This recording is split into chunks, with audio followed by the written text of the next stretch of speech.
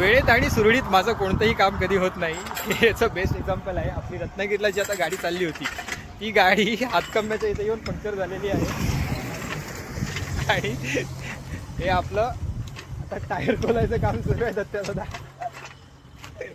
Good morning फोक्स, soil tales by Shubham या आपल्या यूट्यूब चॅनलवरती सगळ्यांचे मनापासून पुन्हा एकदा स्वागत आहे.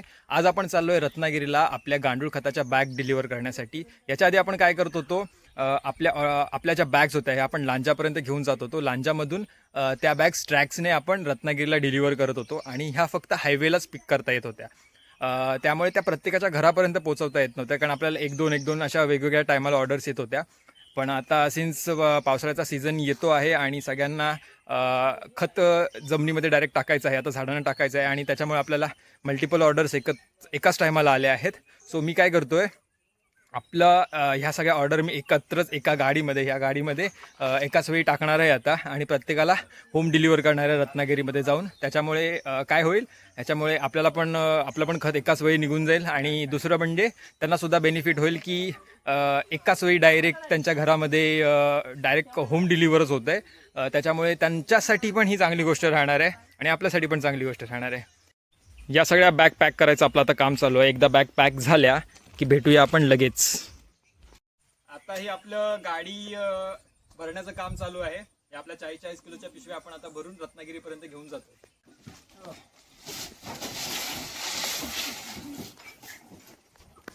गाडी आपली आता भरून झालेली आहे फायनली.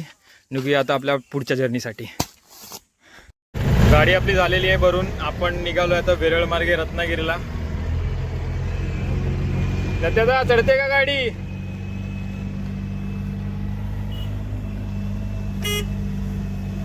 पालीपर्यंत आपण आलो आहे. पालीमध्ये ब्रिजच्या खाली इथे आपण आपली गाडी लावली आहे आणि इथे समोर मैत्री वडा इथला फेमस वडापाव आहे, तो आपण घ्यायचा आहे, खातोय आता.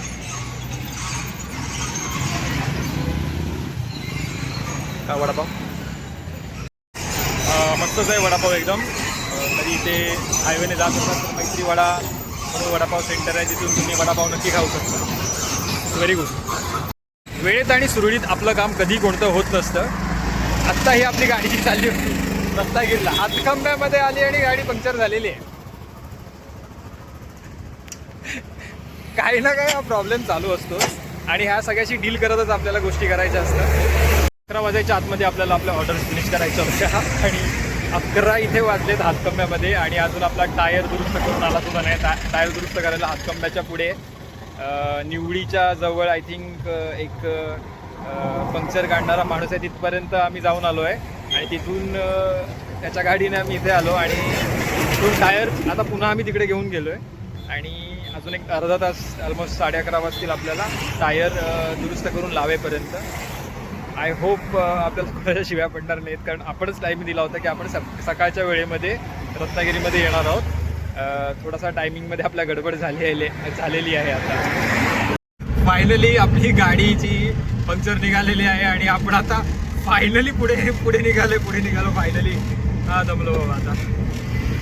तर त्याला दमलास काय? काम निघाला.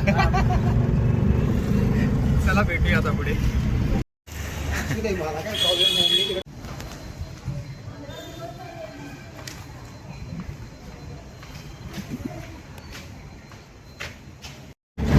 अर्ध्या बाईक उतरल्यानंतर आपण आता पुढच्या आपल्या लोकेशनला चाललो आहे, जे वाईंगणीला आहे, जे इथून साधारण थोडंसं दूर आहे आणि त्या रूटवरती आहोत आम्ही आता.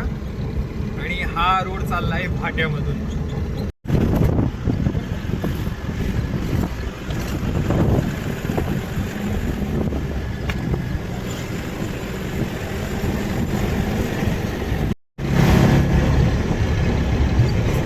आपण आलो आता वाईंगणी लोकेशनला.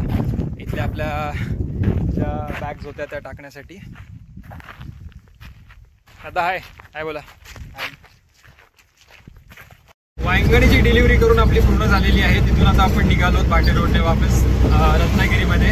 इथे आपण आता नाचणे रोडला एक डिलिव्हरी आपली राहिली आहे आणि कारवंचेवाडी ह्या 2 लोकेशनची आपली डिलिव्हरी राहिलेली आहे. या डिलिव्हरी आपण आता टाकल्या की आपण मग घरी जायला निघणार आहोत. त्याच्यापूर्वी पाट्यामधलं एक सुंदर दृश्य तुम्हाला दाखवतो आणि तुमचाही दिवस सुंदर करतो.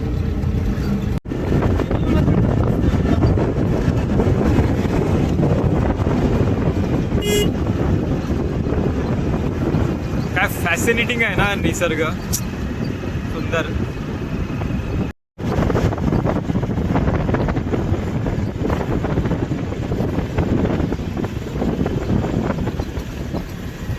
आपण फायनली आता कारवांची वाडी इथे आलेलो आहोत आणि हे आपलं लास्ट डिलिव्हरी लोकेशन आहे.